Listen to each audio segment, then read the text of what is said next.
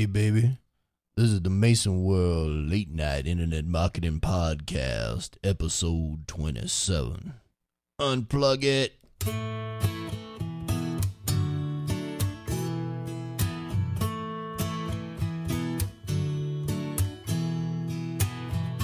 You've been working for somebody else, but you want a business to run yourself.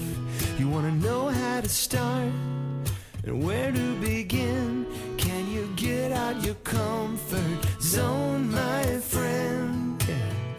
You can do it right when it's late at night. At the end of the day, your dreams burning inside. To keep it up and you will find that you're building your business one night at a time.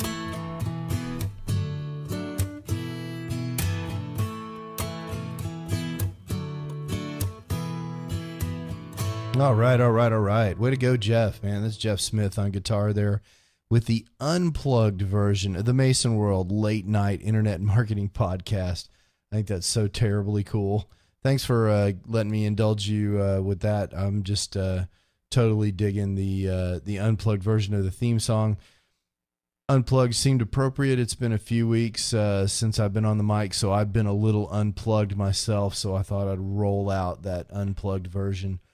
And I thought this episode, what we ought to do is talk a little bit about part-time internet marketing and time management. How in the world do you find the time to run a part-time internet business if you got a day job? I mean, that's a question a lot of people have on their mind. I get that question all the time. And I got this tweet the other day from Dwayne Marion. A little shout out to Dwayne, and he says, "What do you do when all the time for internet biz is taken, and your life is busy? So what do you do?" And so, I've got some tips on that. I mean, I've been doing this for 3 or 4 years, and I can talk to it a little bit.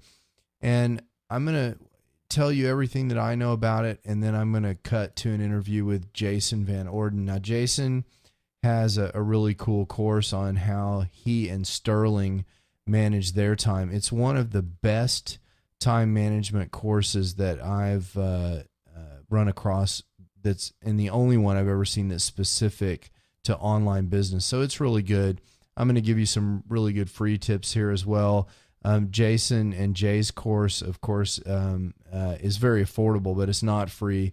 We'll point you to that here after Jay's interview as well. But I thought before we do that, I'd talk to you a little bit about what's been going on in the last couple of weeks since last we spoke. I think the last time I talked to you, I was broadcasting from Taiwan. Since then, I've been back. I've been doing a lot of work on this Google business, and there's an excellent article I want to point you to on Jonathan Leger's blog. He spells his name Ledger, Leger, but he pronounces it Leger. JonathanLeger.com. He's got an excellent article where he does something pretty cool. John's is an SEO, but he's also a hell of a darn good programmer. And John is able to have an idea about how to attack a problem and instantly write out some code. And he's been doing this for years.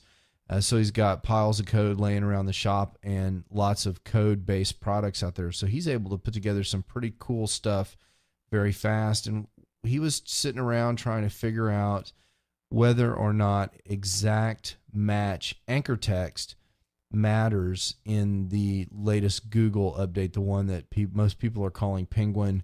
Some people are calling it Stinky Penguin, which I kind of like.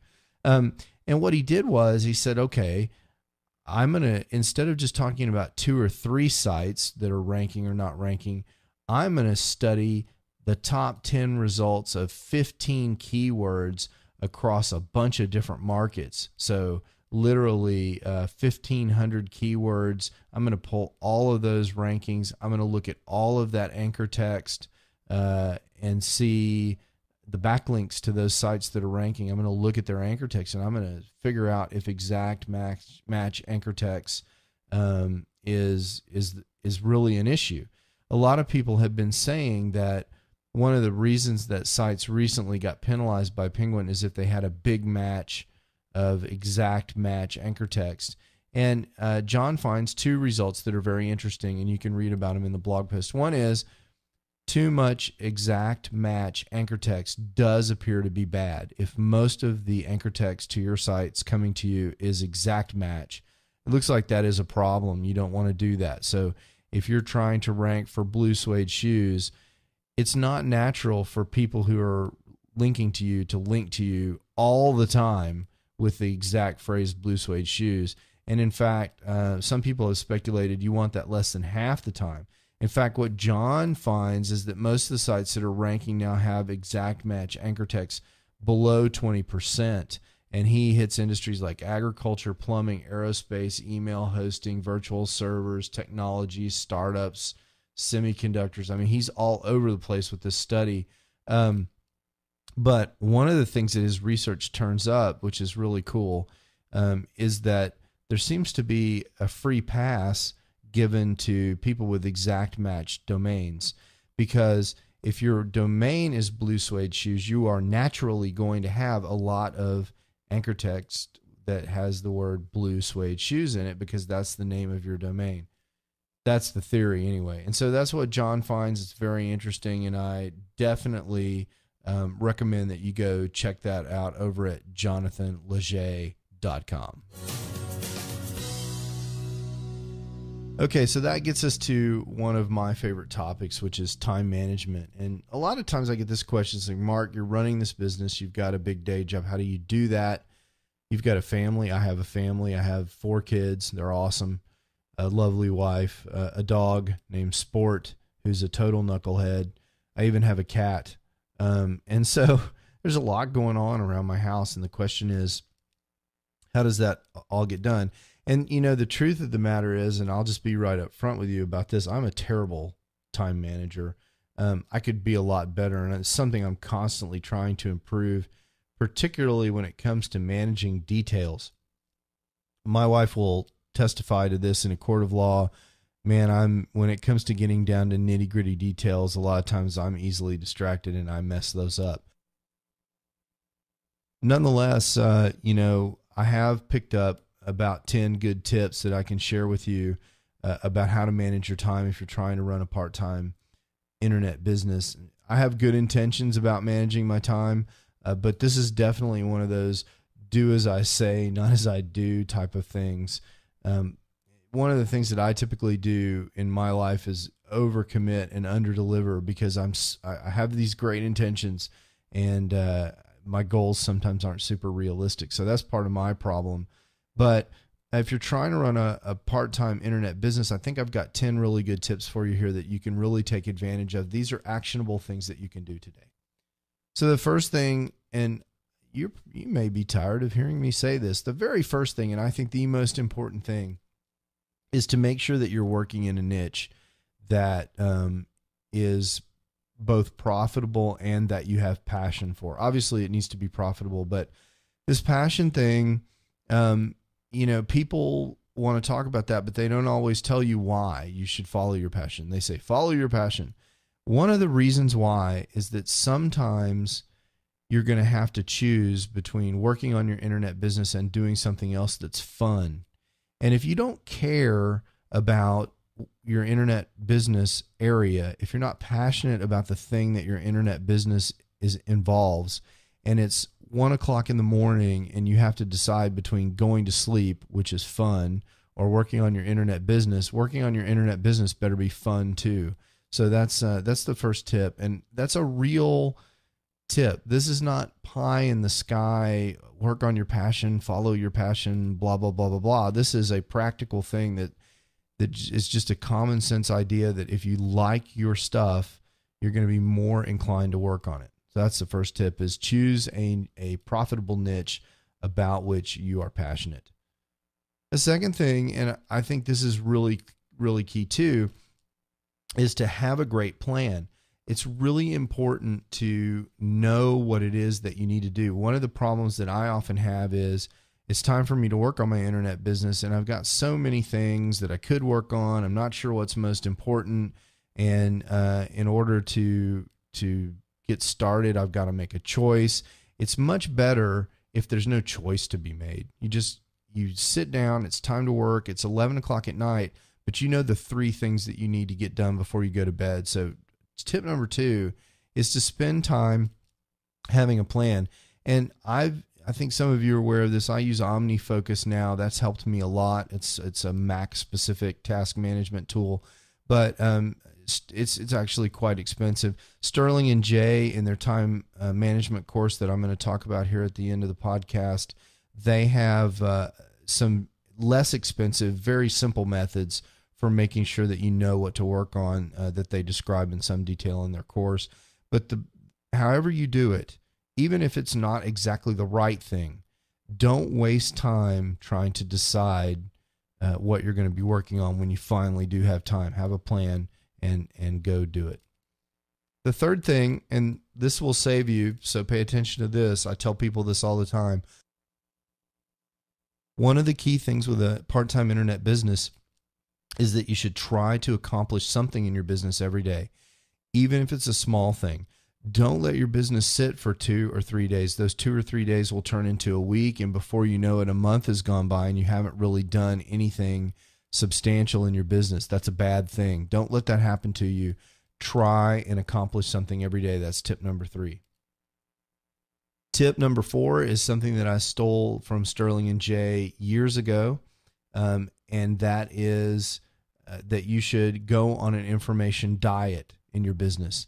If you're one of these internet marketers who is tied up reading every blog post, every newsletter, every sales pitch that comes out, even if it doesn't have anything to do with the stuff that you need to know right now, then you need to go on an information diet. It doesn't make any sense to study traffic generation methods for your sales page if you have not yet written the copy for your sales page. So get the information that you need now, work on the stuff that you need now. And again, that's an idea that's taught in the Internet Business Mastery Academy. That's where I first learned that. Sterling and Jay over there teaching that kind of stuff. And you can check that out at masonworld.com/academy. That's pretty cool. In fact, a lot of you know I'm a charter member of the Academy, and I still hang out over there. So that's, if you want to find me online and ask me questions, if you're a member of the Academy, I'm in there a lot of times. It's kind of a close-knit group and really cool. We hang out in there, and I usually visit there a couple of times a week and answer posts, and I'm sort of a moderator in the forum and stuff like that. So that's a good way to find me over at masonworld.com/academy. So tip number 5 is latch onto someone that inspires you. For me, this is guys like Pat Flynn, Cliff Ravenscraft, Sterling and Jay, guys that really capture your imagination and use their example to fuel you. So when you're not feeling that motivation, you can't quite get over the hump, you can think about what those guys are doing and use that as fuel to your fire to get you going. Nothing will get you fired up more than going over to Smart Passive Income and reading Pat Flynn's income report. I mean, it's just awesome the way he reveals all the stuff that's going on in his life. And if you latch on to people like that you can know and trust and get to know and so forth, that will inspire you, that can really help motivate you and help you find time to work on your internet business. Tip number 6 is convert your wasted time into work time. Now, my favorite way to do this, and maybe you're doing this now, is to learn the things that I need to know on the go. So for me, that means podcasting. It also means for me having tools like the iPad with Evernote and the iPhone with Evernote, so that if I have an idea for the podcast, or if I have 10 minutes to tap out something into the show notes, or if I run across a blog post that I want to cover in the show, I can just jam that into the show notes for the next episode and I'm ready to go. And I've captured that right then. So convert those 5 and 10 minute times when you're standing in line at the grocery store or stuck at the doctor's office into productive work time. And now with the iPad 2 down to $350 in some stores, you have that's a really viable work platform for this kind of mobile work. I mean, I still don't think the iPad 2 is great as your only computer, but for something that you can have with you at all times, where you can work anytime you get a chance, man, it is an excellent tool. And you can develop workflows for reading blog posts, capturing information in your niche, so that if you're trying to become a trusted authority in your niche and you need to consume a lot of information so you can distill it and give it to your audience, those kind of tools are perfect, and you can do that on the go all the time. I have to apologize for my voice. I'm getting a little cold or something, so hope I'm not rattling your ears too much there. So that's tip number 6, convert that wasted time into work time. Tip number 7, this is a hard one for me, man. Ditch the television. Seriously. This is very easy to say and hard to do. I've told you many times I like cop shows and spy shows, and I like Burn Notice and stuff like that. And man, it's hard for me to ditch that stuff. And it used to be that I'd struggle in the fall, but by the time summer rolled around, I would be off the hook because everything would be in reruns. But now they have all these great shows that have summer seasons on cable, and it's just really difficult. But you really should try. And one of the things you can do if you feel like you might be watching too much television or whatever your vice is, maybe reading too many spy novels or something, one of the things you can do is actually keep a log for a couple of weeks of how much television you're watching. You might be surprised at how much you're watching, and just try to cut that out by 20% or something, maybe cut back an hour, drop a show, something like that. And that can really make a huge difference. If you can, most television that you watch is not doing anything to help you. It's not helping you from a mental attitude standpoint. Like Zig Ziglar says, it's garbage in, garbage out, stinking thinking kind of stuff. Most of the stuff on television is not very good for your mind. I'm not judging you. I watch this stuff too. I'm just telling you it's not great. And it eats up a lot of time, and it can also kind of demotivate you, because once you get on the couch and start watching television, it's hard to get back off the couch and do something useful. So I definitely recommend you turn down the television, and that's tip number 7.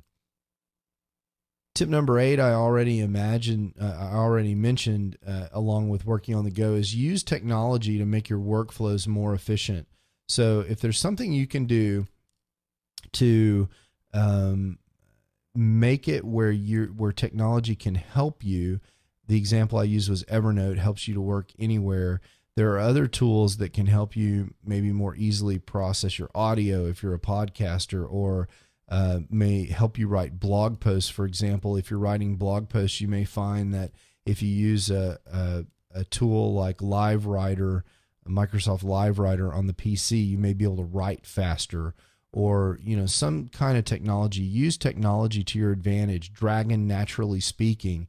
If you are needing to write a lot but you're not a good typist, you may find that voice recognition can help you. Use technology to help you go faster. That's tip number 8.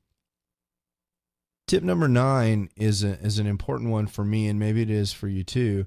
Whatever you do to try and manage your time and get a handle on things, avoid overly complex magic systems. I'm always amazed by my tendency to want to find the magical tool or the magical thing that's going to fix my time management problems. Those don't exist, and they're out there. People are trying to sell them to you, but don't pay too much attention to those. And in fact, it's really funny. That's one of the first things that Sterling and Jay mention in their time management courses.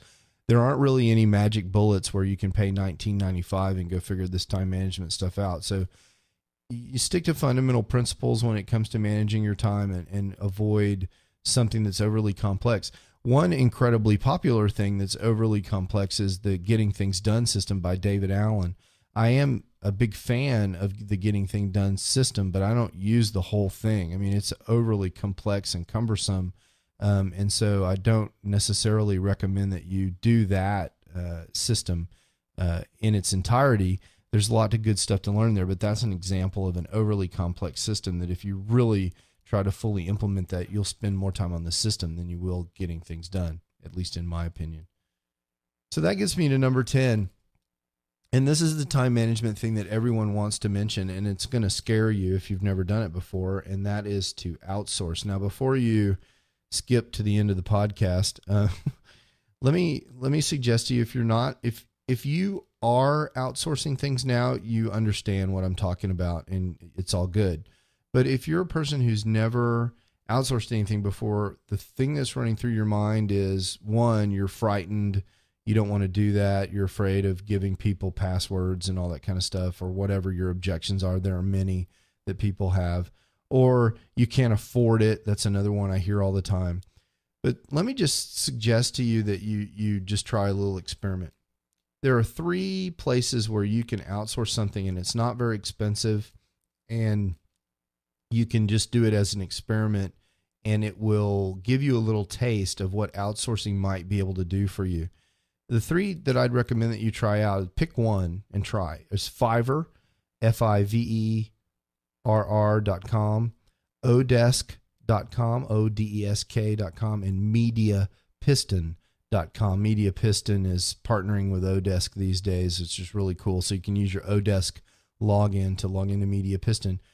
On Fiverr, you can get almost any crazy thing done. And in fact, some of the voiceovers, the crazy voiceovers like the Clinton voiceover and stuff like that you heard on this show have come from Fiverr.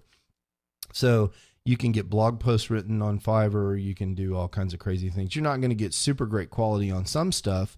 Some stuff you will be shocked at how good it is. So peek around on Fiverr, find something that maybe you weren't expecting that you can do from an outsourcing perspective on Fiverr, and try that. See what you think. It'll only cost you $5. Odesk is a little more wide open. You can get a little programming done. Maybe there's a little widget on your blog that you've been wanting to do, but you don't know how to do it. Maybe that you don't like your footer, or you need a new header or something like that. For Odesk, you can do that really easily. And graphics and programming are really excellent things to do on Odesk. My advice to you is, when you write your requirements for the job, be as specific as you possibly can, and tell them everything that you possibly think you might want them to know about what it is that you want. The more you tell people up front, the better off you'll be. And the second thing I'll tell you about Odesk is pay attention to the feedback. Don't hire the guy from some foreign country who has no feedback and you don't know it, but just because he's got the low bid. Go ahead and hire a guy with some positive feedback, so that you have some idea that this guy has actually done something, or gal has done something before and has some chance of completing a task successfully for you. The last place I'd encourage you to try is this new place I've been using for writing, Media Piston. You go in, you specify the kind of thing you want. Do you want a 300-word blog post, a press release, an ebook? Do you want them to rewrite an article? I think they're doing spinning now. They're doing all kinds of stuff, but any kind of writing you want, they can do. They can do a boilerplate job, which is a certain level of quality. It's all really pretty high quality. Or they can do a custom job, which is even higher quality. Specify what you want. You know the cost up front, and you can choose a writer, or they will assign one for you, and you can get something written. So if you've got a blog post you might want to do, and you might want to try this out and see if something that you kind of want to cover but you don't really want to write about, give Media Piston a try. They're really cool, and I've been very impressed with the quality over there. So that's it. Choose a passionate niche, have a great plan and focus on it. Try to accomplish something every day. Go on an information diet. Latch on to someone who inspires you. Convert your wasted time into work time. Ditch that television. Use more technology. Avoid magic systems, and outsource your stuff whenever you can. Those are my 10 tips for better time management when you're trying to run an internet business part-time.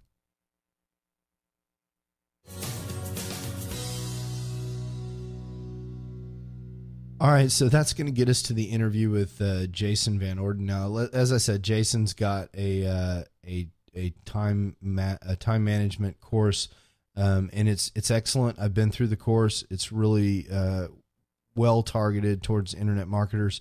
You can check it out at masonworld.com/extreme. masonworld.com/extreme. I interviewed Jason over Skype in a hotel room. It was really funny.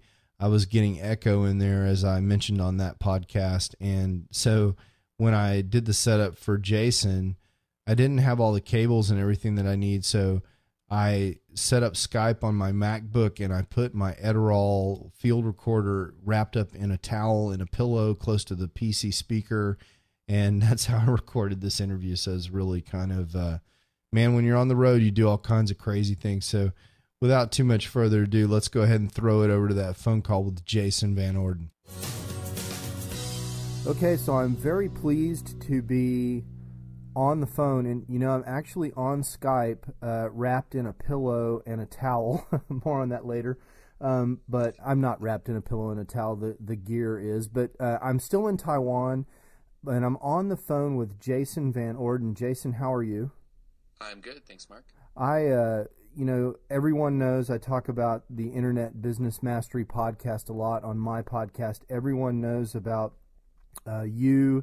And stuff that you've been throwing down over the last 5 years. I think you and I originally hooked up in 2007, but I got word that you had released a new product on time management, and it's a perfect fit for my listeners. And so I wanted to see if I could squeeze some free time management advice out of you, understand the motivation for this, and kind of catch up with you and see what's going on with you and your 7-figure internet business over there at internetbusinessmastery.com. So how's that sound?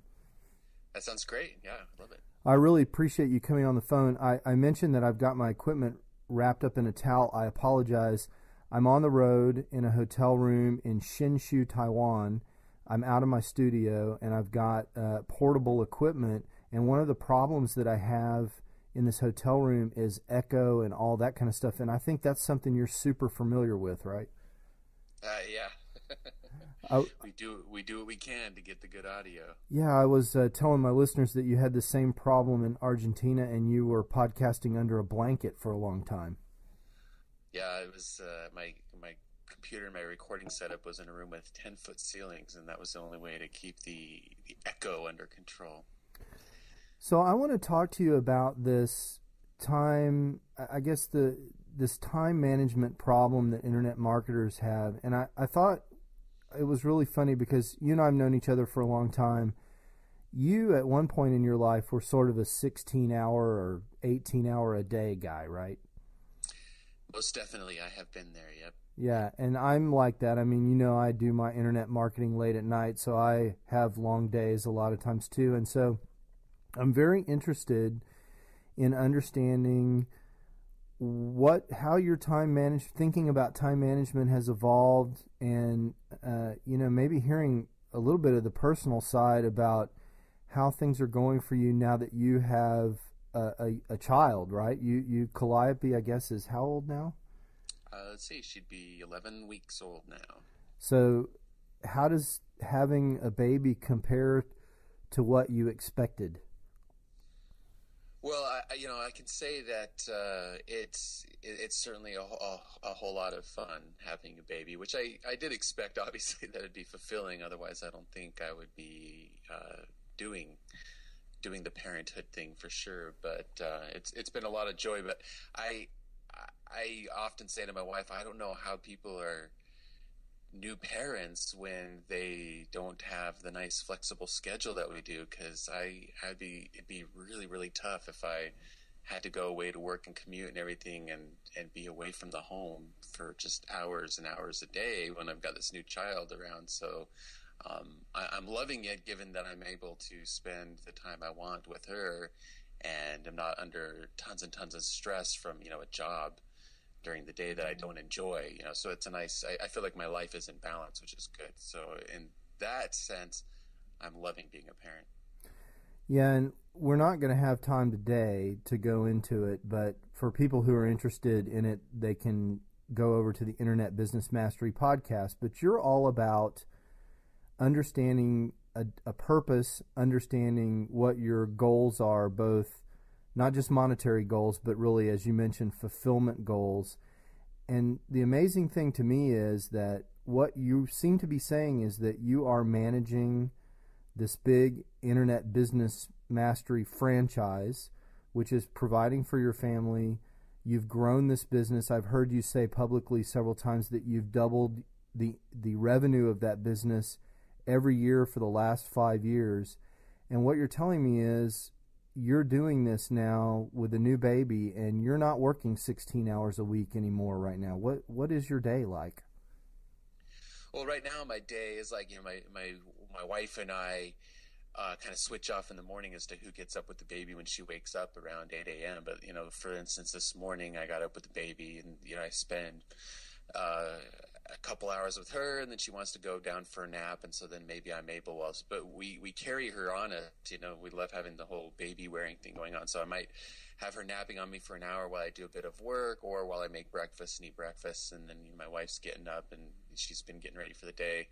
And then at some point she leaves to go and volunteer with this dance company that she's involved with, and takes the baby with her. So that gives me a window of 2 or 3 hours where I, exercise, work on my business for a couple hours, interact with my business partner, and then they come back in the afternoon, late afternoon, and I'm able to just kind of spend time in the late afternoon and evening with them. So the wonderful thing is my business keeps growing, and not only maintaining but growing, with only demanding of me somewhere between 2 to 4 hours a day working on my business. Yeah, and for people that haven't been around you for a long time, that's a huge shift from where you were even when you first started in internet business. I mean, it's amazing to me that you're able to accomplish what you are able to accomplish with Sterling and in some of your other ventures, and still keep that kind of control over your life. And so I know you're always getting this question and trying to teach some in the academy.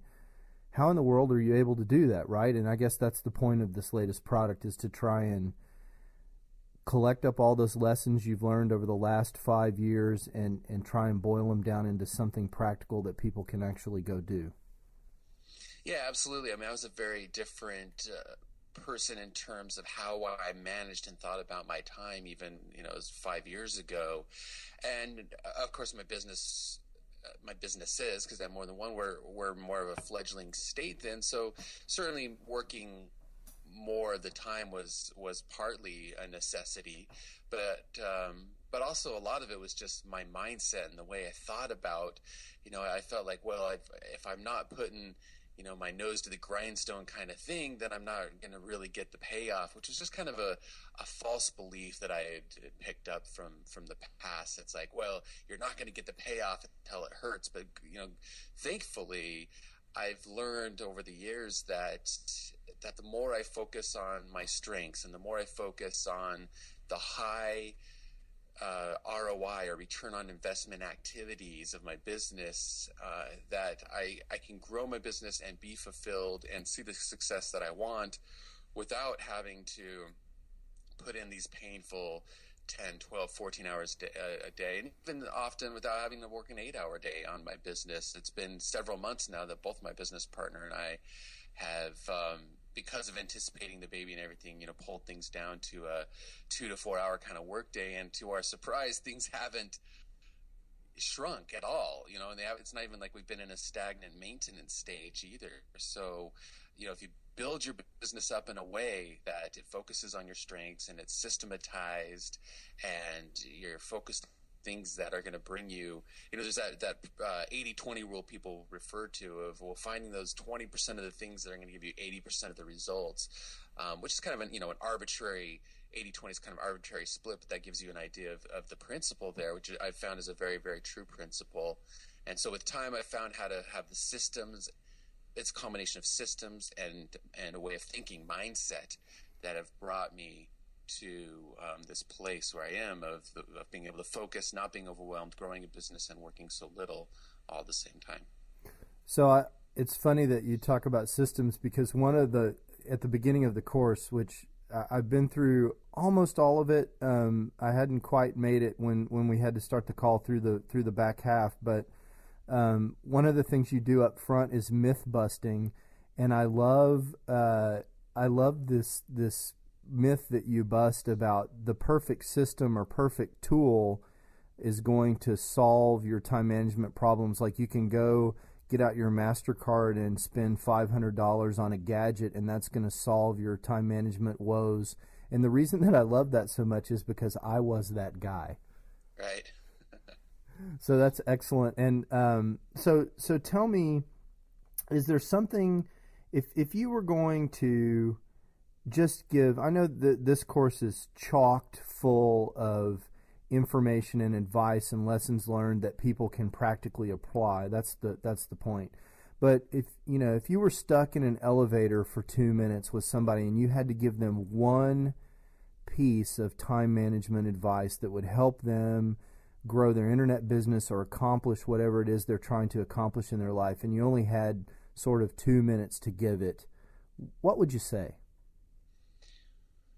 Well, a lot of people get very overwhelmed, and obviously that's counterproductive to making progress and being fulfilled. So it's about not getting overwhelmed. It's about filtering the input coming into your life. And one of the key pieces of input, certainly for somebody just beginning out with an internet business or with any pursuit in life, is that they're so overwhelmed by how much stuff there is seemingly to learn. And everybody's got a new system for them to check out, and there's all these books and blog posts and email newsletters. And one big thing that we often teach about, which has changed everything for us, is going on an information diet and adhering to a principle called just-in-time learning. So stop taking all these pieces of input that are not relevant to the most important thing to you to accomplish right now. And so that might mean, even stopping, watching the news or going after information that in the end is just bringing you down, all the way down to specific things like, okay, if you're in the beginning stages of your business, don't be devouring this big traffic course, even though somebody makes it sound like it's the magic bullet of all internet business. You need to, find a system and just do the next step, which might be find your niche. So don't learn anything or consume anything except for what you need to choose a niche. And once you've done that, don't learn anything or do anything except for, okay, how do I launch my website, which would be the next step. And then after you've done that, well, don't consume anything except for if it has to do to, okay, how do I start creating some content for that website? And so knowing what that next most important step is, and if a piece of information doesn't have to do with that one next most important step, it gets filtered, it gets ignored, it gets unsubscribed, it gets pulled out of your blog feed. And you're very laser focused about the information you allow into your life and the learning that you take in as well. And in that sense, you're going to make a whole lot more progress and have a whole lot less overwhelm. So that's one really key principle I could share in a 2-minute time frame. Yeah, that's excellent. And I actually, that's something that I learned from you guys, because guys like us, that describe ourselves as lifetime learners, and I know that a lot of people on this podcast are like that. We're interested in learning stuff, all kinds of stuff. I mean, I love, I'm an engineer. I'm very interested in how things work. I like to learn about the details of internet business and marketing strategies and all these things. I love podcasts. I love to consume information. And at some point, you can get into a situation where all you're doing is consuming information and you're not taking action. And so I love that tip. I think it's excellent, and I think people should back up the recording and listen to that last 2 minutes again, because that's a really valuable one. That changed a lot of things for me when I started thinking in that sense. Absolutely. So in terms of this product, I'm going through it, and I have I appreciated the beginning in terms of myth busting. I like a lot of the things that you implied. One of the things that you base a lot of your ideas on, but don't actually use the details of, is David Allen's Getting Things Done system. And it's funny because even last week in the podcast, I was talking a little bit. I actually podcasted I recorded a segment of the podcast at 38,000 feet over the Pacific Ocean. I wonder if I'm the first person to ever do that. Probably not. Podcast from 38,000 feet. Yeah, that's awesome. Yeah, it's pretty cool. I mean, I don't know. I thought it was cool anyway. So we'll see what my listeners think. But anyway, so I know that the things that you do are influenced by the David Allen's Getting Things Done system, but you're not one of these people that rigorously or religiously applies GTD. You seem to have taken the best things out of GTD and applied them in a kind of sensible, what I'd call a sensible way. Can you talk a little bit about that and how you use key concepts in GTD to manage your time? Yeah, sure. I mean, so again, this is all about reducing overwhelm. And one thing that overwhelms people, and I just want to make this point first, is like, when we do go and read a book about time management or take a course about productivity, is we can all immediately start feeling overwhelmed because we think, okay, this is great, but now I've got to try to apply this whole system, and we expect of ourselves to use it all, or we expect of ourselves to use it all immediately. And when that doesn't happen, we feel like, okay, well, then either the system's flawed or we're flawed, and often we turn it inward and say, well, we're flawed, and then you get overwhelmed, and that doesn't help at all either. And I totally get it, because I tend to be a perfectionist who's like, well, if I can't do it all perfectly, it's not worth doing at all. And an important thing I've learned along the way is that, with these kinds of systems, they're not one size fits all. And even our own course sites say, well, my hope would be that you could just take even those few key things that would completely change what you're doing right now and make it more efficient. And for me, GTD did that. It was things like, Getting Things Done teaches about the next action. What's the one next action that needs to be taken? When a piece of input comes into your email inbox, is this actionable? Yes, no, and making quick decisions about that. And, if it's something you can do in 2 minutes or less, just do it now. And if not, okay, let's put it into a system where it won't get forgotten. But all we need to think about is not the whole project of what needs to be done out of this, but just what's that next action of 20 minutes or less that needs to be done. So that's a key principle, for example, I took from GTD that's all about reducing overwhelm. And I think one of the biggest things I got out of his book is how he processes input, and I'd say that the system we teach in our course is definitely influenced by how he processes input with a little more gearing specifically for internet business, as well as hopefully some simplification to make it less overwhelming than Getting Things Done can be. And, in such a way that people can implement it in phases bit by bit and see those incremental improvements in their own productivity and time management and focus, and watch that overwhelm start shrinking away. Well, thank you for that. And, since we are talking about time management, I want to be respectful of your time. So I appreciate it. And I want to let you get back to Calliope. We had dinner a couple of years ago, you might remember. And at that time, I told you and Melanie, I thought you would be excellent parents. And from everything that I can tell about what's going on in your life with Facebook, I think you're exceeding my expectations for you. So I'm really happy for you and Melanie and Calliope, and I'm excited about this product. As you know, I only recommend products to my audience that I actually use and that I really believe will help them, and I'm quite positive you're going to help a ton of people with this product. So thanks very much for getting on the phone with me. Thank you, Mark. I appreciate that. And I want to tell people, people who are listening to this, obviously they listen to podcasts, and I want to tell people that if they want another outstanding internet marketing podcast to listen to that really is not just about internet marketing, but about great business principles and things that they can apply to their life, I want to encourage them to listen to you and Sterling. And I just wanted to thank you personally for the influence that you've had on me and my business over the last 5 years. I'm really looking forward to the next 5, and I really appreciate your time today, Jason. Well, thanks, Mark. All right, sir. Well, thank you very much, and we'll talk to you soon.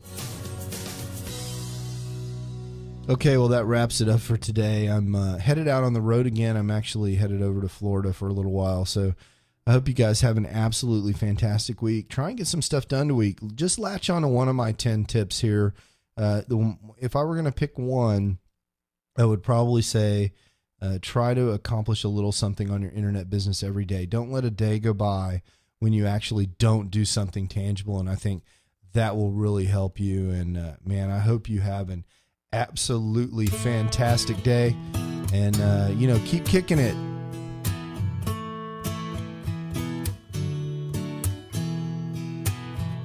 You've been working for somebody else, but you want a business to run yourself.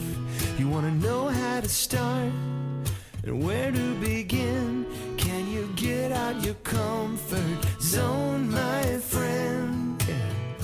You can do it right when it's late at night.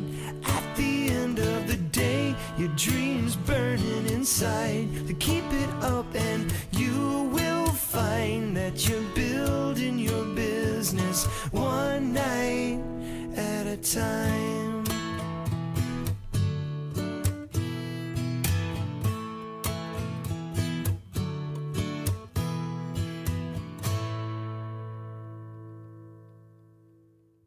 Okay, the podcast is over now. Go do that one thing. You can do it. Go ahead.